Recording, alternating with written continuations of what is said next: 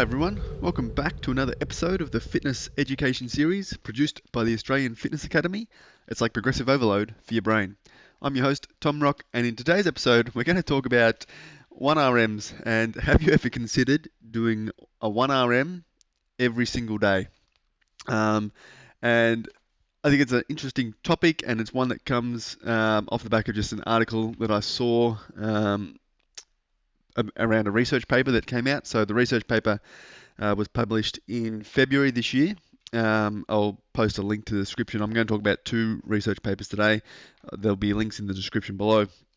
But the paper is titled "Efficacy of Daily One Repetition Maximum Bench Press Training in Physically Active Males and Females," and it's a interesting article. Again, it's when we talk about resistance programming and looking at programming principles and fatigue and recovery, we generally look at allowing time between sessions to recover, so we can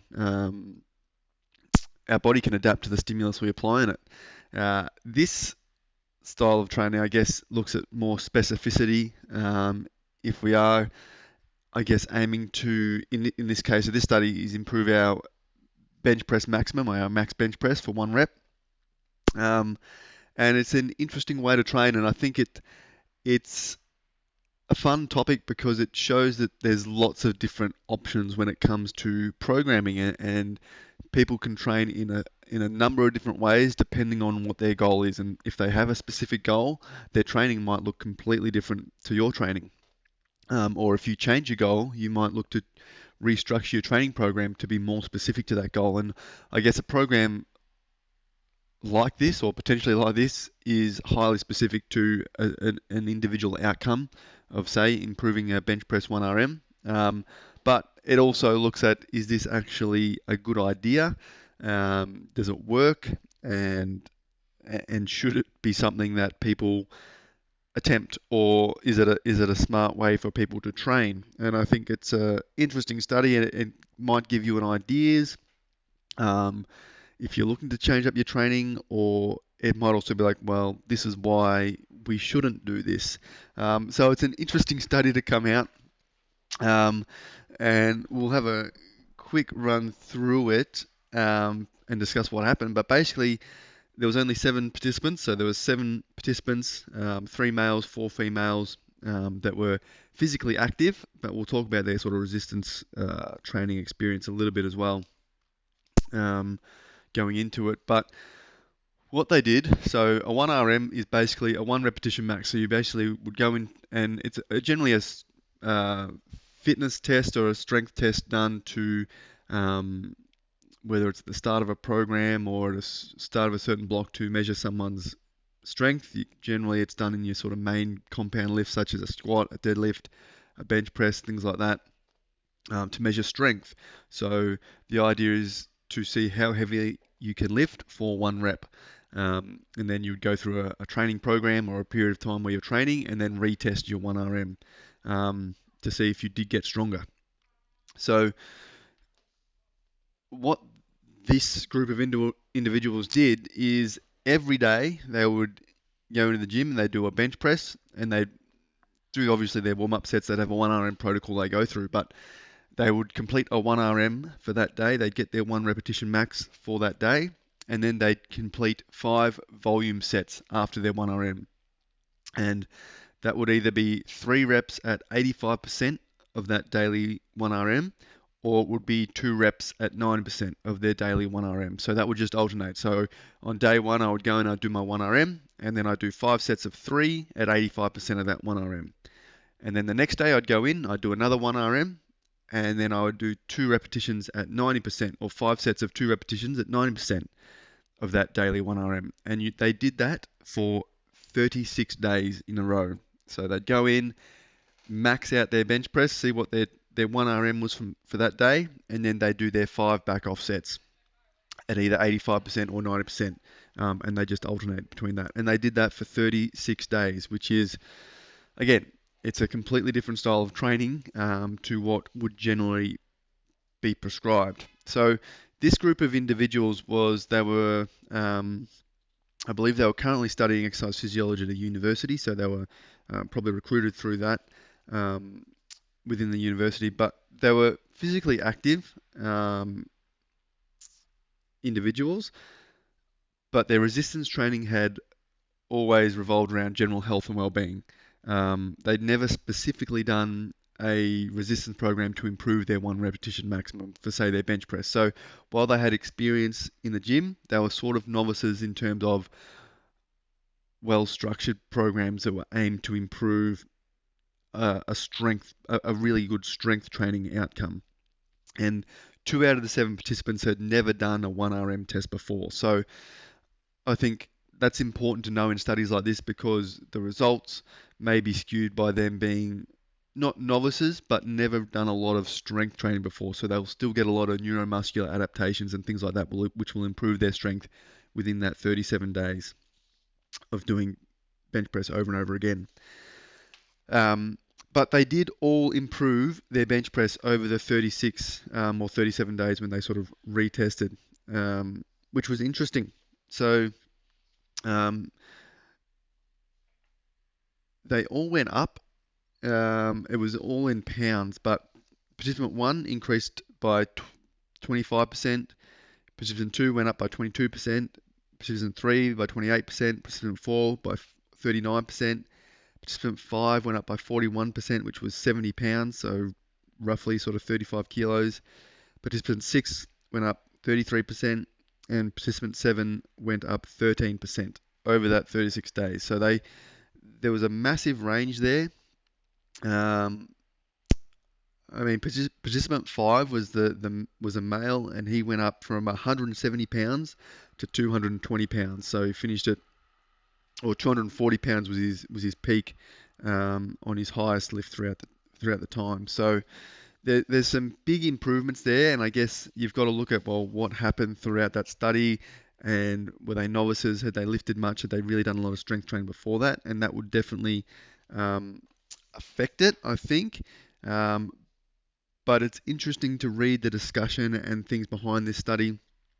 I'll just sort of read through some sections, but the idea behind daily 1RM and why it's probably not really utilized in any sort of context around strength development or athlete development or even general population strength training is it's just there's no room for recovery, and it would be quite a taxing program to follow and to maintain for such a long period of time.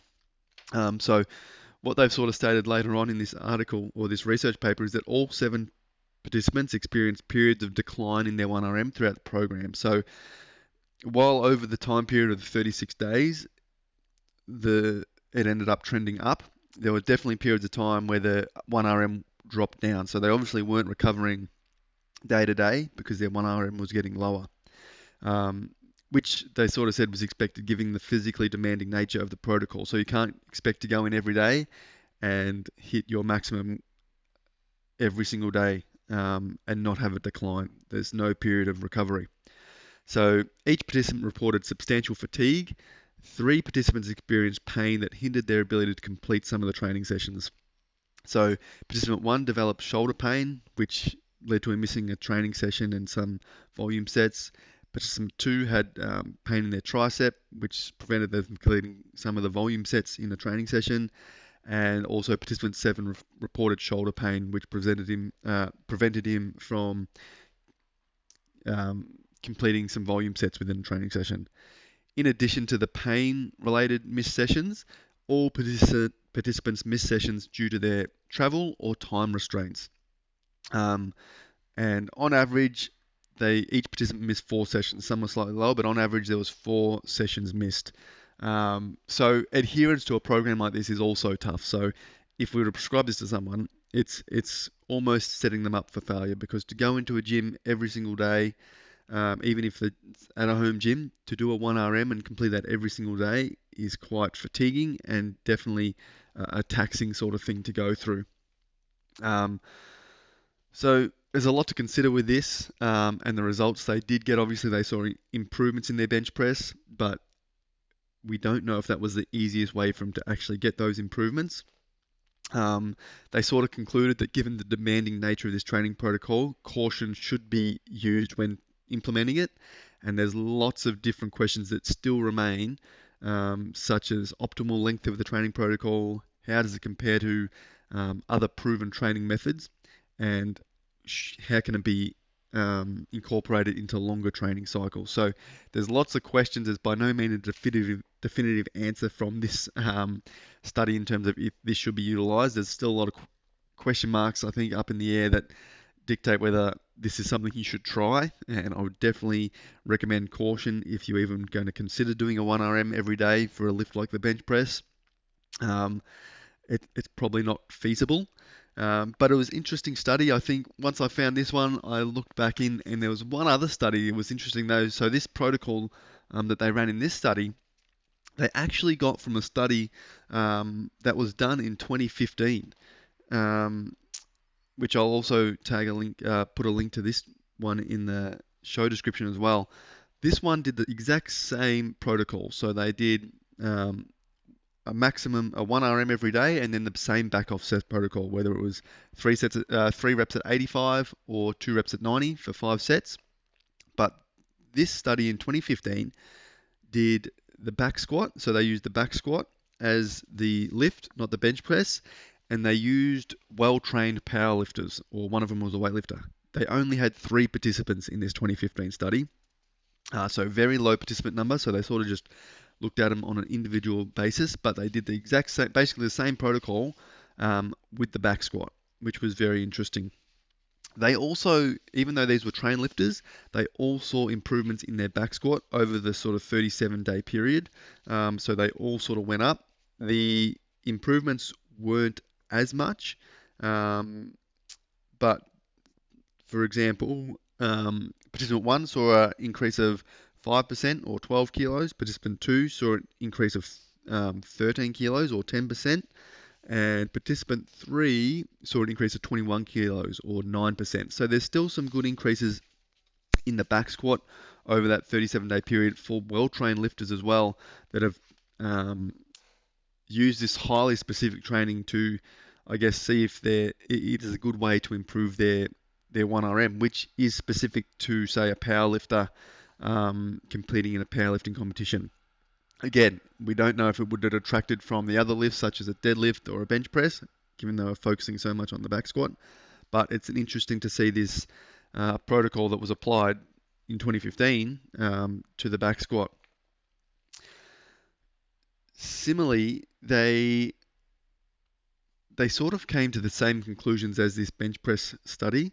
And one of the main limitations they sort of discussed was that while we've sort of looked at this 1RM protocol of doing a daily 1RM, they didn't compare it to a control group which performed sort of more traditional periodized training or more traditional frequency training. So while we saw increases in the back squat 1RM, would the increases be similar or even better in a protocol that had them only doing a 1RM once a week or twice a week, or doing more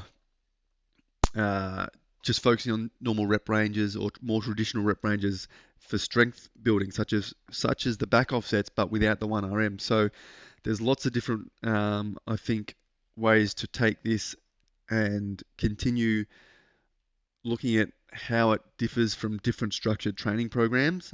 This is definitely by no means definitive.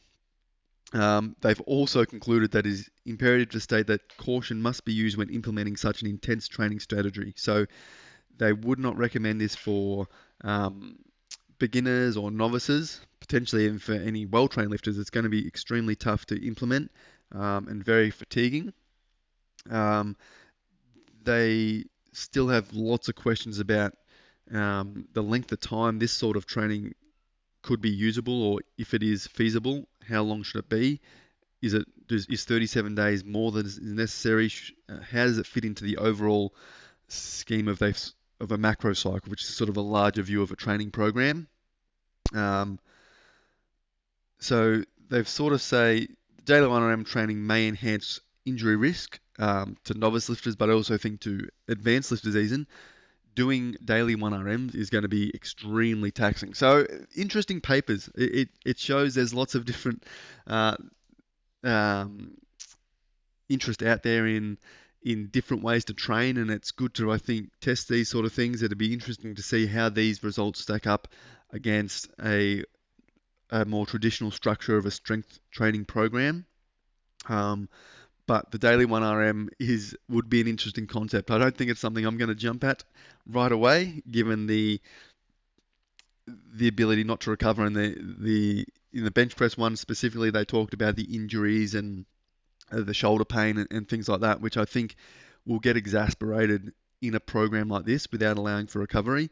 But I think it throws the door open for experimenting with different frequencies and different intensities with training. So while we have our traditional methods and different coaches or different personal trainers will have different structures they follow with their hypertrophy programs or with their strength programs, it's always good to experiment, see what else is out there, look at information like this and think, wow, that's interesting.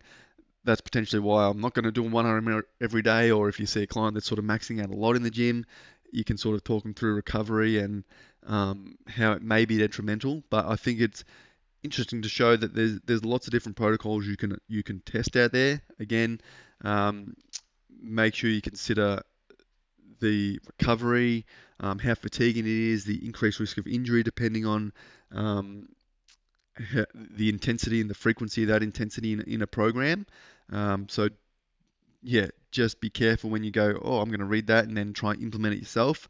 Definitely word of caution with that. But it's cool to see these things being played around with, I think. And um, in terms of specific training, there's lots of different options. So while maxing out 1RM every day might not be appropriate, if you do 1RM twice a week even on the same lift, that highly specific training will probably help you reach your goal of, if your goal is to increase your bench press or your squat, you obviously have to be training that and getting better at that movement, especially under a heavy load. So doing it more frequently is going to help that to an extent. But it's important to consider safety, recovery, other aspects of programming, such as programming volume and things like that, to make sure we are maximizing um, the outcomes and the stimulus on our body, but also that recovery at the same time. But just an interesting one. That daily 1RM training, I think, is something that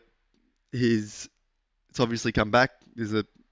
Given this recent paper, but yeah, implement with caution and consider that it's probably a highly fatiguing way to train, doesn't allow recovery, and is not going to be easy to stick to for an extended period of time. So, an interesting protocol, probably still up in the air whether it's feasible, but interesting paper nonetheless, I think.